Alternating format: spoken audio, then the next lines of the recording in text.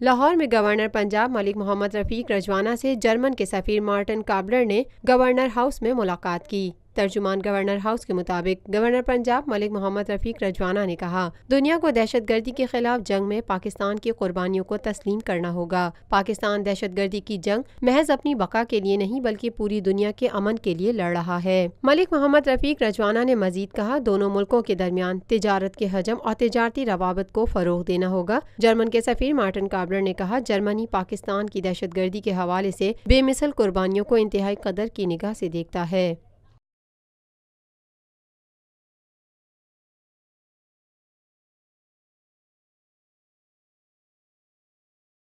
Lotus Lake Towers, a groundbreaking endeavor by Lotus Properties.